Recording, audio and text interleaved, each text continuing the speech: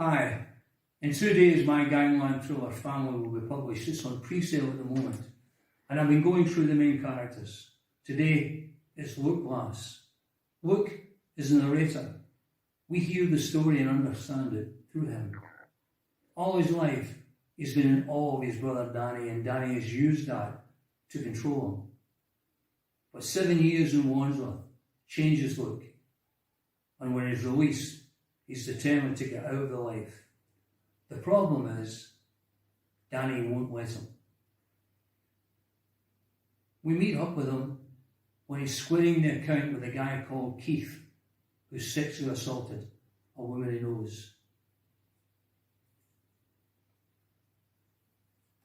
Keith took his eyes off me and looked up the street, no doubt wondering when the cavalry was going to arrive and beginning to worry.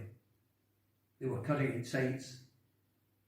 In the right circumstances, when you didn't know him like I did, he'd be good company, witty, charming, and unthreatening, ready to drop a compliment into the conversation at the right moment and see the colour rise on the woman's cheeks. He'd been born with superficial appeal and a handsome face he wasn't keen to have me spoil. Keith came to the conclusion he was on his own and balanced on the balls of his feet, setting himself up to make a run for it. He could certainly try, and nobody would blame him if they did. But Wandsworth was good for me in some ways. I spent every hour I could in the gym and was fitter than I'd ever been. Keith was a lover, not a fighter. At least, that's how he'd see it. And he wasn't wrong. Me, I didn't have a label, unless you counted being the guy who was going to put him in a wheelchair. Try fitting that in a hand. I moved towards him. He edged away. The door of the pub opened again. False hope lit his face and died. The barman stood in the frame, conversation tumbling from inside onto the pavement. Curiosity had brought him out to check what was happening. That was as far as he was prepared to go. He'd made the right decision after all.